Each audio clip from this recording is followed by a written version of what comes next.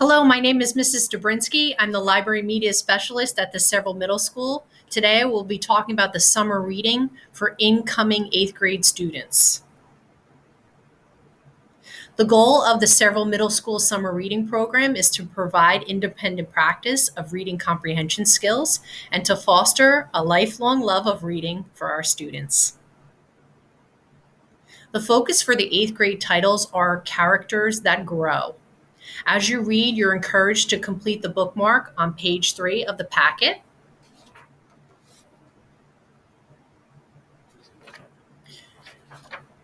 To help recall details in discussions that will take place in September. Students should be completely done reading their selection by Friday, September 10th, 2021. Students are asked to select one of the titles. They're asked to read one of the recommended titles for the grade level. They will enter in September. There's no log nor project to be completed. Just simply read using the skills learned in English LAL this past year. Students can find many of these titles online, at local bookstores, and at the Seville Public Library. I included the link here for the Seville Public Library's webpage. Additionally, with the Hoopla app or the eLibrary New Jersey through Overdrive app, your child can download these titles to their devices. Here is the link for eLibrary New Jersey Overdrive.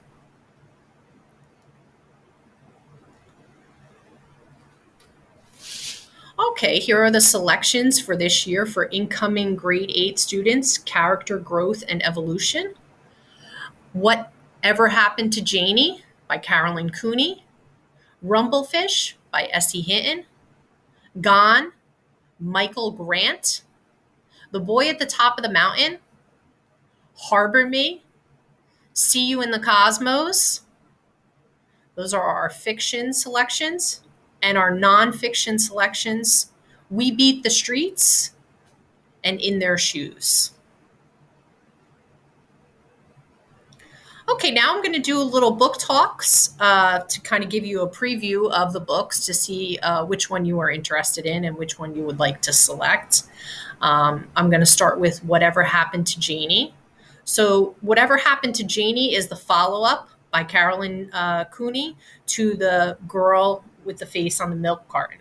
If you read that this year in 7th grade and you want to find out what happens in the sequel, this is the second book in that series. There's actually 5 other books then, which we do have at the Media Center if you want to read a little bit more. Again, it is a mystery, fiction mystery.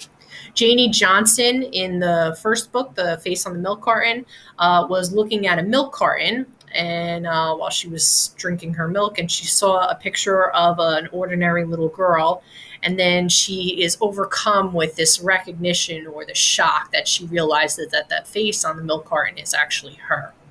And so we find that out in the first book.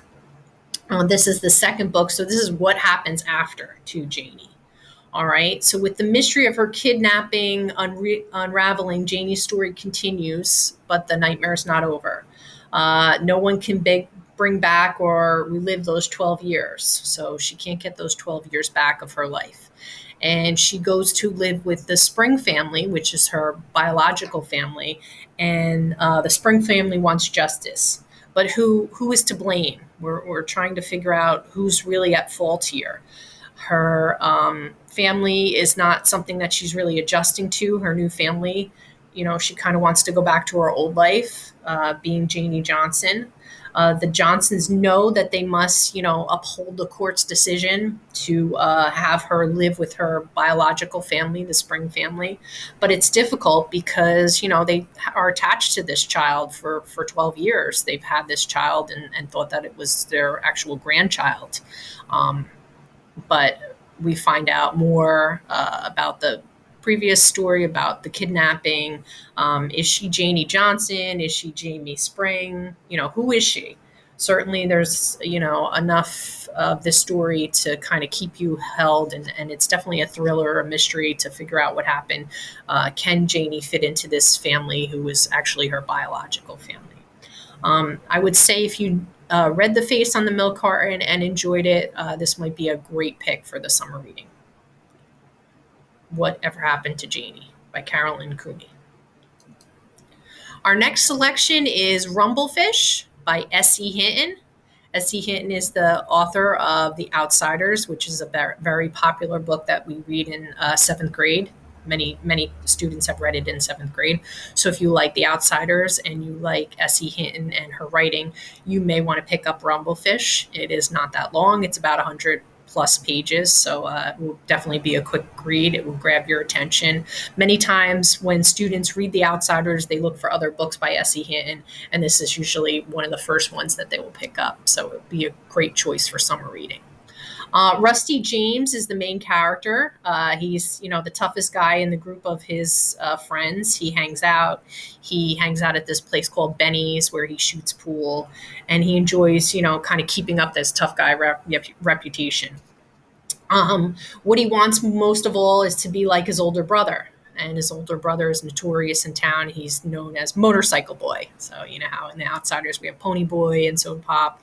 The Rumblefish, Rusty's older brother's name is Motorcycle Boy, and he's kind of notorious.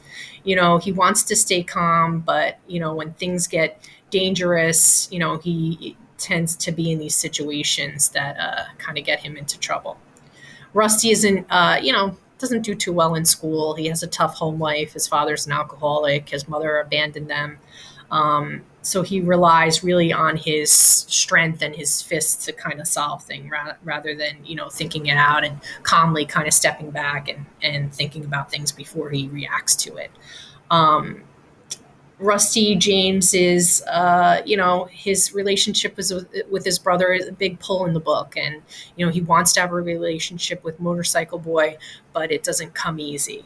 Motorcycle Boy isn't around, and then he comes back, and there's a lot of turmoil there.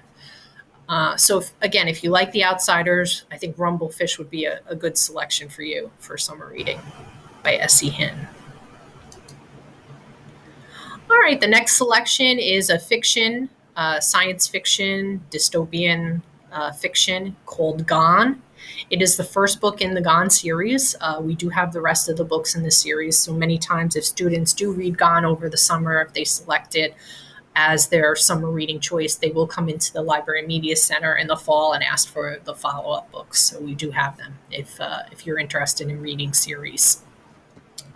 This is a popular pick for summer reading. It's by Michael Grant, who is a New York Times bestselling author. So what happens is, in a blink of an eye, everyone disappears in this community. Everyone except for anyone who's under the age of 14. So the teens are still there, and everybody else just poof, disappears. We don't know what happened to them. We don't know where they went. We don't know, are they going to come back? But the adults are gone. So things get very chaotic pretty fast because as great as it seems to the teenagers that there are no adults around, things get out of control and spiral out of control pretty quickly. The babies, the young children need to be taken care of. They need to be fed. And that's difficult for these teens to do. There's limited resources. There's no phones, there's no internet, there's no television, there's no way to keep the food cold and keep things from not spoiling, electricity and things like that. So everything gets chaotic pretty quickly. No way to get any help, no way to figure out what's happened. We don't know if when you turn 14, are you going to, disappear also? When you turn 15, are you going to disappear also? Hunger threatens, the bullies kind of rise up and take control. There's also this science fiction element. There's a sinister creature, an alien type creature kind of lurking. Animals are mutating, and the teens are, changing, and some of the teens have these superpowers or, X-Men powers, developing superpowers that are deadly, dangerous. And some of the teens are growing stronger and stronger each day as the book, moves along. It's terrifying, this new world. There's sides that are chosen. There's good, there's evil. A fight is coming up, or some type of big, fight that's going to be shaping up. There's, one side against the other side, bullies against the weaker kids, powerful against the powerless. Time's running out. We don't know what's going to happen when people turn 15. Are they just going to disappear like everybody else? So if you like that, science fiction, dystopian, you might enjoy this book. And again, it is the first book in the series, Gone. If you had Mrs. Wrightson this year for your LEL teacher, she loves this series, and you can ask her about it also. She's one of her favorites is the Gone series. All right, the next one I'm going to talk about is one of my favorite authors, Jacqueline Woodson, who I was lucky enough to have met. And many of you have heard my presentation about Jacqueline Woodson. This is one of my favorite books by her. It's a realistic fiction book called Harbor Me. And it's a story about these 6 kids who have to meet for a weekly chat. There's no adults in this group. They meet in school. And they meet in a room called ARTT. So it's art, but it stands for a room to talk. A room to talk. And they discover it's like a safe place. Like I said, there's no adults present, so they're free to kind of speak about themselves and their home life and their feelings and their families. And, it's a safe space. And they're 6 very different kids, and they kind of come together in this room and, form this friendship. And try to help each other. They discover it's a safe place to talk about what's bothering them. One of the characters, their father's being deported. Another one is in prison. Another one is, suffering from racial discrimination and talks about that. The other one just talks about, injustices, and another one is just having a lot of family problems at home. So they have a place where they can go and kind of talk. And like I said, there aren't adults there, so they're free to talk the way that, kids can talk. And you realize that other people have different things going on in their life, and maybe somebody you don't really know what's happening behind their face, and maybe they have a smile on their face, but maybe in reality they have a lot of troubling things that are going on. So it gives them an opportunity to talk to each other and to share their feelings. Again, realistic fiction. I love Jacqueline Woodson. If you've ever read anything by her before, I think you would enjoy Harbor Me. It really is a way that these 6 kids come together to express their feelings, their fears, things that they hid from other people. What's happening behind that smile on their face. Maybe there's something else going on that they're not letting other people know. So it really is a chance for them to talk to each other. And then through that, they become brave and they're able to face things that are going on in their life. Definitely a great choice, Harbor Me. I think you would enjoy it for summer reading. Okay, our next selection, See You in the Cosmos by Jack Chen. I just actually read this book. It's new to our list, so I just actually started to read it, and I just finished it. I loved it. It was a fun book. It's about a boy named Alex who is obsessed with space and stars and the planet Earth and the cosmos. And he has a real love for his dog. His dog is named Carl Sagan, named after a famous astronaut who was on the Voyager spacecraft in 1977. So that's who he names his dog after. So it's really a story about, just hope and love and, family. And if you liked Walk Two Moons, if you read Walk Two Moons, maybe in 6th grade, I think you would enjoy this book. So Alex, like I said, he loves space. He loves rockets, the stars, the planets. His mom, he lives with his mom, his brother, and his dog that I told you, named after that real life astronaut, Carl Sagan. All he wants is to, launch this spacecraft that he created, this golden iPod that he created, named, like Carl Sagan, not his dog, like the actual man. So he wants to record this journey of this iPod to show other life forms what it's like on Earth. He is, thinking about ways to talk about Earth and to show other planets what Earth is like, but his destination is always changing. And along the way, we find out more about Alex, about some secrets are uncovered about his life, what happened to his dad. His dad tragically passed away, and we find out what led to that. His mom has troubles, and we find a little bit more about that in the story, and reasons why. And his brother is kind of absentee, and that also affects Alex, and we find out a little bit more about that. Again, it's a great novel, full of hope, full of optimism. Once you read the first page, you kind of want to find out what Alex's story is, and then when I got to the end, I was like, wow, this was a great book, and it really will stick with me for a while. So I'm really glad I picked it up this summer. It's called See You in the Cosmos by Jack Chin. All right, the next fiction selection is called The Boy at the Top of the Mountain. It is by the same author of The Boy in the Striped Pajamas, which many of you may have read this year in seventh grade. Historical fiction book. This is the story of a young French-German orphan. His name is Peter. And Peter, his mother dies. His mother is French, and his father is German. And his parents die, and he goes to live with his aunt, who is a housekeeper for a famous person in the mountains. And we find out that she is the housekeeper for Adolf Hitler in his mountaintop home. So this takes place in 1936 and runs to about the end of World War II, so around 1945.